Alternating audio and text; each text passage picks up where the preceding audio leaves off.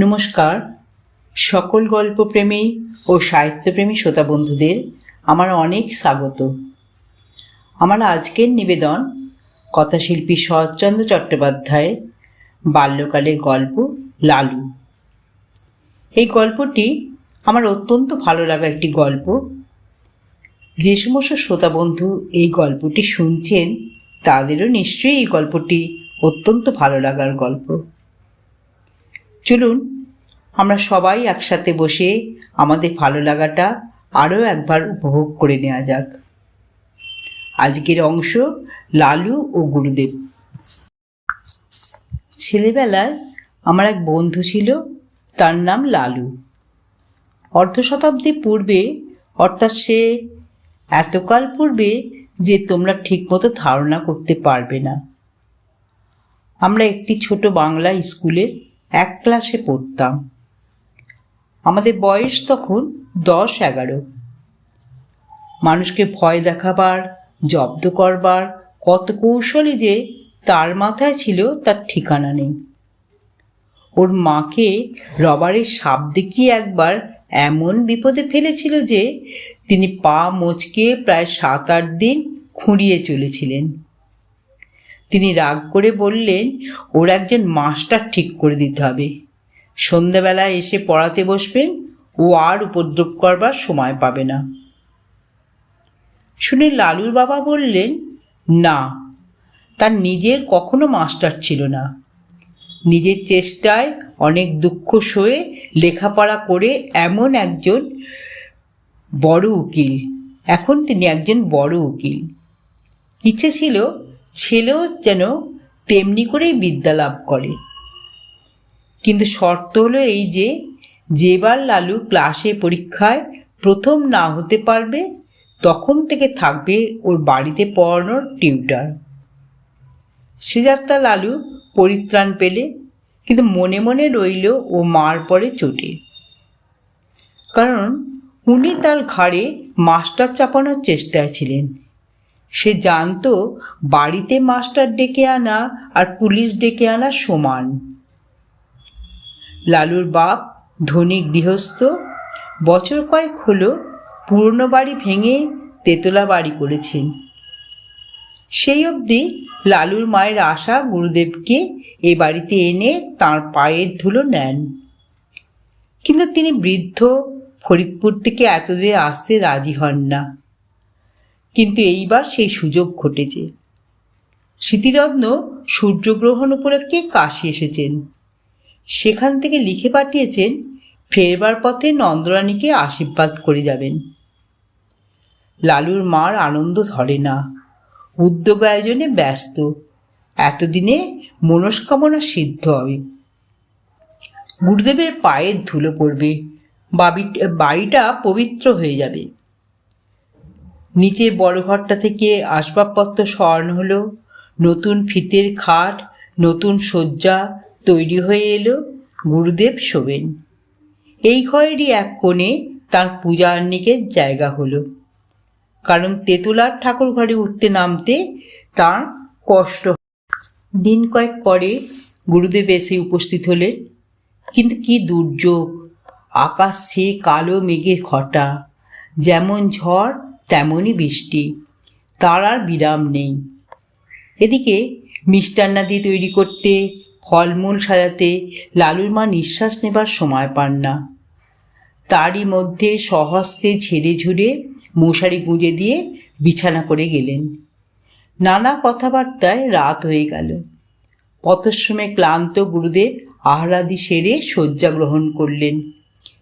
চাকর বাকর ছুটি পেলে সুকোমল শয্যার পারিপাট্যে প্রসন্ন গুরুদেব মনে মনে নন্দরানীকে আশীর্বাদ করলেন। কিন্তু গভীর রাতে অকস্মাৎ তার ঘুম ভেঙে গেল। ছাদ চুঁয়ে মশারি ফুঁড়ে তার সুপরিপুষ্ট পেটের উপর জল পড়ছে। উফ, কি ঠান্ডা জল! শশব্যস্তে বিছানার বাইরে এসে পেটটা মুছে ফেললেন। বললেন, নূতন বাড়ি করলে নন্দরানী, কিন্তু পশ্চিমে কড়া রোদে ছাদটা এর মধ্যেই ফেটেছে দেখছি। ফিতের খাট, ভারী নয়, মশারি শুদ্ধ, সেটা ঘরের আর এক ধারে টেনে নিয়ে গিয়ে আবার শুয়ে পড়লেন। কিন্তু আধ মিনিটের বেশি নয়, চোখ দুটি সবে বুঝেছেন, অমনি 2-4 ফোঁটা তেমনি ঠান্ডা জল টপ টপ টপ টপ করে পেটের ঠিক সেই স্থানটির পরেই ঝরে পড়ল। স্মৃতিরত্ন আবার উঠলেন, আবার খাট টেনে অন্য ধারে নিয়ে গেলেন। বললেন, ইহ, ছাদটা দেখছি কোন থেকে কোন পর্যন্ত ফেটে গেছে। আবার শুলেন, আবার পেটের পর জল ঝরে পড়ল। আবার উঠে পেটের জল মুছে খাটটা টেনে নিয়ে আর এক ধারে গেলেন, কিন্তু শোবা মাত্রই তেমনি জলের ফোঁটা। আবার টেনে নিয়ে আর এক ধারে গেলেন, কিন্তু সেখানেও তেমনই। এবার দেখলেন বিছানাটাও ভিজেছে, শোবার জো নেই। স্মৃতিরত্ন বিপদে পড়লেন।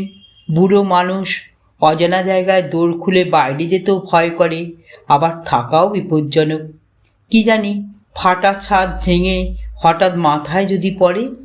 ভয় ভয় দোর খুলে বারান্দায় এলেন। সেখানে লণ্ঠন একটা জ্বলছে বটে, কিন্তু কেউ কোথাও নেই, ঘোর অন্ধকার। যেমন বৃষ্টি তেমনি ঝোড়ো হাওয়া, দাঁড়াবার জো কি? কোথায় চাকর বাকর কোন ঘরে শোয় তারা কিছুই জানেন না। তিনি চেঁচিয়ে ডাকলেন, কিন্তু কারও সাড়া মিলল না। একধারে একটা বেঞ্চি ছিল, লালুর বাবার গরিব মক্কেল যারা তারাই এসে বসে। গুরুদেব অগত্যা তাতেই বসলেন। আত্মমর্যাদার যথেষ্ট লাঘব হলো অন্তরান্তরে অনুভব করলেন। কিন্তু উপায় কি?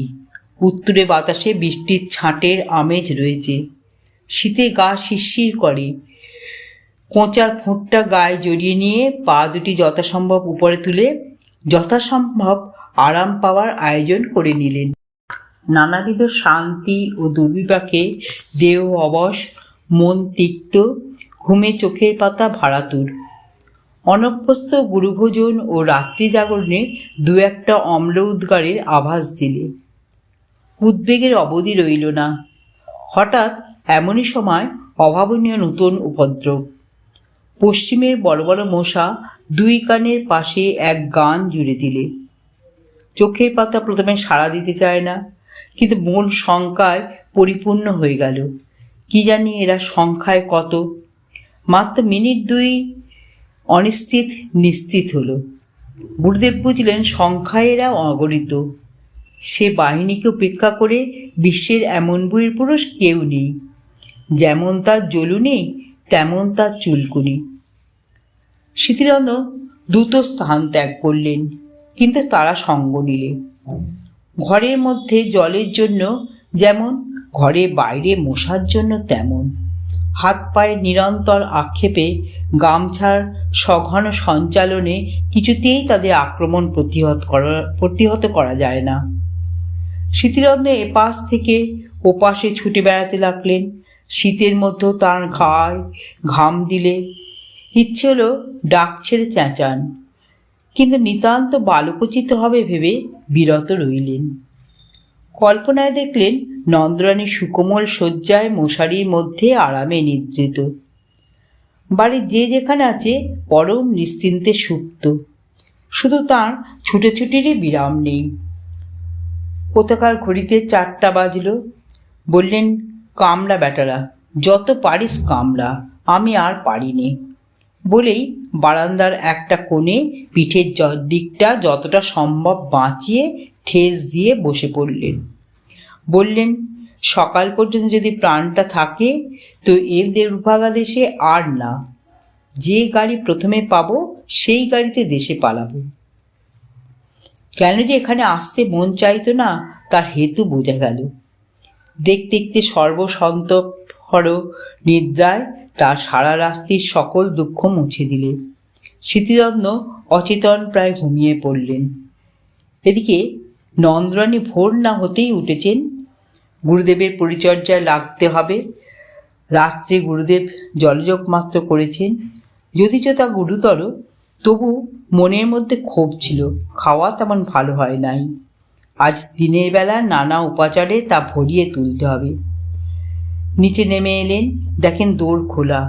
গুরুদেব তাঁর আগে উঠেছেন ভেবে একটু লজ্জা বোধ হলো। ঘরের মধ্যে মুখ বাড়িয়ে দেখেন তিনি নেই। কিন্তু এ কি ব্যাপার? দক্ষিণ দিকের খাট, উত্তর দিকে তাঁর ক্যাম্বিসের ব্যাগটা জানলা ছেড়ে মাঝখানে নেমেছে। কোষাকুষি, আসন প্রভৃতি পূজার্নিকের জিনিসপত্রগুলো সব এলোমেলো, স্থানভ্রষ্ট। কারণ কিছুই বুঝলেন না।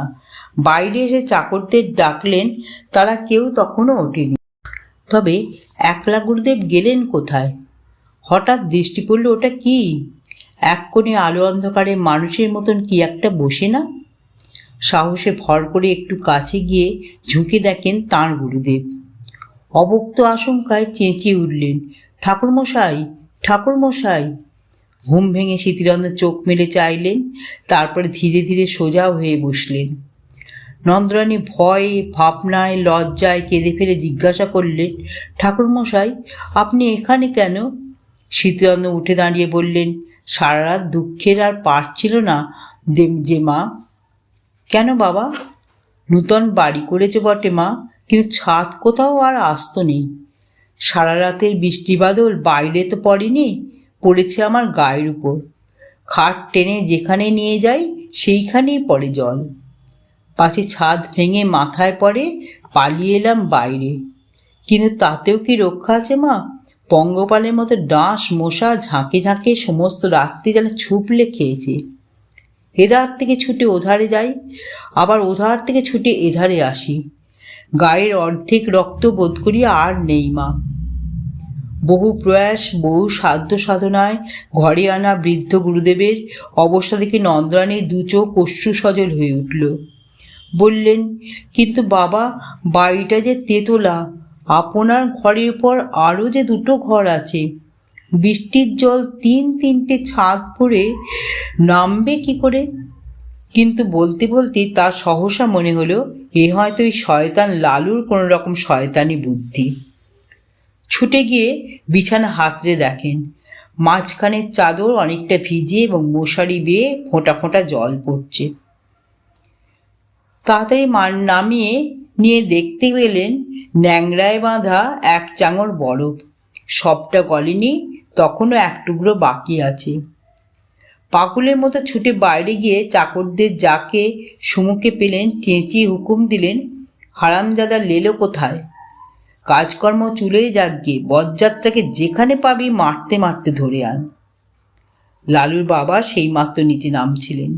স্ত্রীর কাণ্ড দেখে হতবুদ্ধি হয়ে গেলেন। কি কাণ্ড করছো, হলো কি? নন্দরানী কেঁদে ফেলে বললেন, হয় তোমার ওই লেলোকে বাড়ি থেকে তাড়াও, না হয় আজই আমি গঙ্গায় ডুবে এ মহাপাতকের প্রায়শ্চিত্ত করব। কি করলে সে?